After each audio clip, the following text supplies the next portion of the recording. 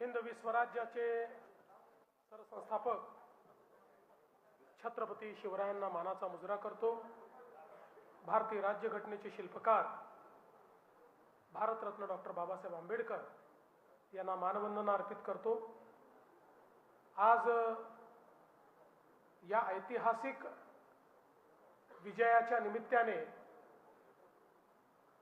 ज्या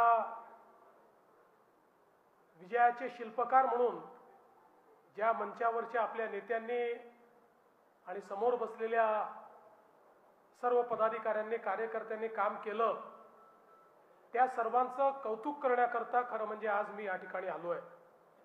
आणि विशेषतः मंचावर उपस्थित असलेले मंत्रिमंडळातील आमचे सहकारी, या सातारचे सुपुत्र शिवेंद्रसिंह राजे भोसलेजी, आमचे दुसरे सहकारी जयकुमार गोरेजी, आपले अध्यक्ष अतुल बाबा भोसले, मनोजजी घोरपडे, रणजित सिंह नाईक निंबाळकर, मदनदादा भोसले, आनंदराव पाटील, प्रियाताई शिंदे, धैर्यशील दादा कदम, विक्रम पावसकर, सत्यजित पाटणकर, सुरभिताई भोसले, या ठिकाणी साताऱ्याचे आपले नगराध्यक्ष ज्यांनी उभ्या महाराष्ट्रामध्ये एक नवीन विक्रम केला असे श्री अमोल मोहिते, मसवडमध्ये 21-0 आपण मॅच जिंकली ते आपल्या सौ पूजाताई विरकर, मलकापूरचे आपले नगराध्यक्ष श्री तेजस सोनावले, फलटणचे ज्या ठिकाणी अतिशय अटीतटीची मॅच चालली होती पण चांगल्या फरकाने ती मॅच आपण त्या ठिकाणी जिंकलो असे शमशेरसिंह दादा नाईक निंबाळकर,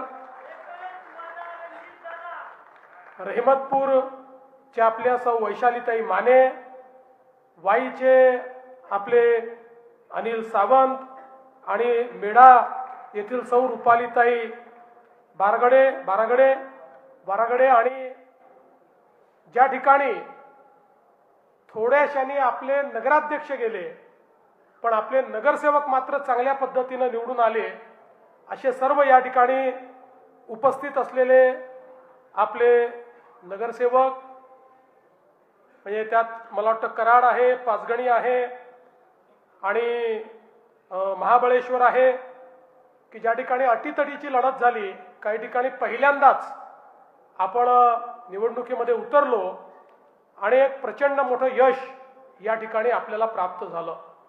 खरं तर सर्वात पहिल्यांदा ही जी सगळी मंचावर बसलेली मंडळी आहे जी या निवडणुकीचं नेतृत्व करत होती, या सगळ्यांचं मी अतिशय मनापासून अभिनंदन करतो आणि त्यांना धन्यवाद देखील देतो।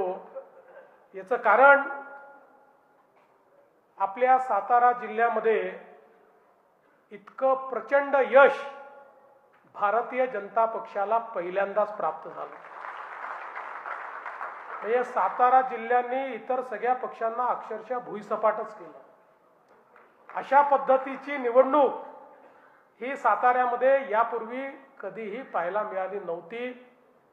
पण ज्यावेळी नेतृत्व पूर्ण शक्तीनं, क्षमतेनं, एक दिलानं सर्वांना सोबत घेऊन मैदानात उतरतं त्यावेळी काय परिवर्तन होतं हे साताऱ्यामध्ये आपल्याला पाहायला मिळालं। आणि विशेषतः या ठिकाणी साताऱ्याची तर जी निवडणूक झाली, अर्थात विजय तर अपेक्षितच होता, म्हणजे विजयाचं नवल नाही, तो विजय मिळणार हे माहिती होतं। या ठिकाणी शिवेंद्र बाबा होते, उदयन महाराज होते, सगळी इथली आपली मंडळी होती, त्यामुळे विजय हा त्या ठिकाणी लिहिलेलाच होता। पण मला या गोष्टीचा आनंद आहे की स्वराज्याची राजधानी असलेला आमचा सातारा हा महाराष्ट्रामध्ये सर्वाधिक मताने नगराध्यक्ष निवडून आणण्याचं काम हे आपण या ठिकाणी केलं आहे। वाईसारख्या ठिकाणी ज्या ठिकाणी भारतीय जनता पक्षाचा नगरसेवक निवडून येईल का अशा पद्धतीनं लोक विचारायचे, त्या ठिकाणी आता नगराध्यक्ष हे भारतीय जनता पक्षाचे कमळाचे या ठिकाणी निवडून आलेले आहेत. आणि जसं मी सांगितलं, म्हसवडला पूर्ण आपली क्षमतेने आपण आलो. मलकापूरमध्ये तर मागच्या काळापासूनच एक आमच्या अतुल बाबांनी एक वेगळी व्यवस्था त्या ठिकाणी अशी उभी केली की मला पूर्ण कल्पनाच होती की या ठिकाणी आपण निश्चितपणे जिंकणार आहोत. रहमतपूर असेल, मेळा असेल, आणि विशेषतः फलटणची जी काही लढाई होती ही मला असं वाटतं की अतिशय महत्त्वाची लढाई होती. कारण तिथे आपले कोण होते, बाहेरचे कोण होते, असे अनेक प्रश्न निर्माण झाले होते. आपलेच मित्र त्या ठिकाणी येऊन काय काय भाषणं करत होते हे आपण सगळ्यांनी बघितलं. पण मी मात्र या सगळ्या निवडणुकीमध्ये कोणाच्याही विरोधात बोललो नाही. मी सकारात्मक भारतीय जनता पक्षाकरता मत मागितलं, विकासावर मत मागितलं, आणि फलटणच्या जनतेसहित आपल्या सातारा जिल्ह्याच्या आणि महाराष्ट्राच्याही जनतेने एक सकारात्मक मत आपल्याला दिलं, विकासाचं मत आपल्याला दिलं. आज आपण बघा, महाराष्ट्रामध्ये भारतीय जनता पक्षाने आपल्यासारख्या कार्यकर्त्या पदाधिकाऱ्यांच्या जोरावर 120 पेक्षा जास्त, म्हणजे काही ठिकाणी आघाडीत लढलो तर 130 नगराध्यक्ष आणि 3000 पेक्षा जास्त नगरसेवक आपण त्या ठिकाणी निवडून आणले आहेत.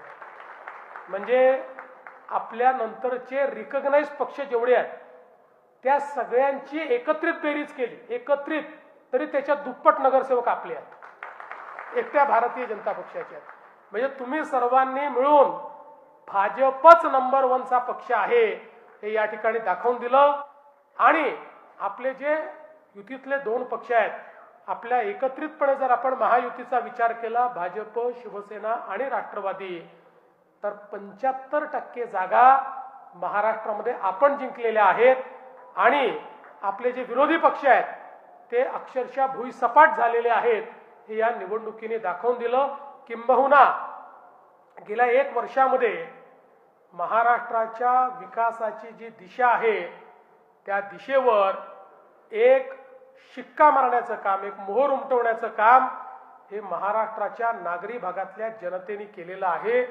आणि म्हणूनच आज आपण हा जो काही सोहळा ठेवला, इतरही भागापेक्षा आम्हाला जास्त आनंद हा साताऱ्याचा आहे. कारण अनेक वर्ष सातारा हा काही लोकांना असं वाटायचं की त्यांचाच आहे, पण आपल्या नेत्यांनी असं परिवर्तन या ठिकाणी घडवून दाखवलं की आता तर नगरपालिका झाली. मी आजच भाकीत करून जातो, जिल्हा परिषदेमध्येही सर्व नेते मंडळी आणि तुम्ही मिळून पहिल्यांदा सातारा जिल्हा परिषदेवर भारतीय जनता पक्षाचा झेंडा लागणार आहे. हा आत्मविश्वास मला या ठिकाणी, बाबा बरोबर आहे ना, आत्मविश्वास, जय भाऊ अध्यक्ष महोदय घेऊन जाऊ ना, हा आत्मविश्वास. त्या आत्मविश्वास मला आहेच, तुम्ही नाही म्हटलं तरी मला आहे. कारण मला राजकारणामध्ये कुठे काय चाललंय हे तर माहिती असतं, ते थोडं समजतंही, आणि वारे काय आहेत हे मला त्या ठिकाणी निश्चित लक्षात येतात. आणि म्हणून आज मी आपल्या सगळ्यांना एवढंच आश्वस्त करण्याकरता आलो आहे की साताऱ्याच्या नागरी भागाने जो भाजपवर विश्वास दाखवलेला आहे त्या विश्वासाला पात्र होत आपलं सरकार या एक एक शहराचा विकास करून दाखवेल, या एक एक शहराचे आशा आकांक्षा अपेक्षा पूर्ण करून दाखवेल. या शहराचं चित्र त्या ठिकाणी आपण बदलून दाखवू. आणि ही शहरं विकसित शहरं आहेत, मूलभूत गरजांसोबत या शहरांमध्ये अनेक सोयी सुविधा आपण तयार केल्या आहेत.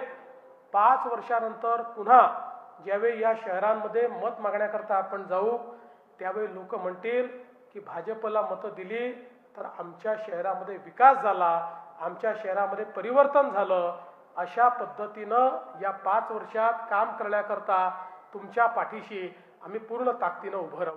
माझी एकच विनंती सगळ्यांना आहे, विशेषतः नगराध्यक्षांना माझी विनंती आहे की निधीची कुठेही कमतरता राहणार नाही. निधी आपण तुम्हाला चांगल्या पद्धतीनं देऊ.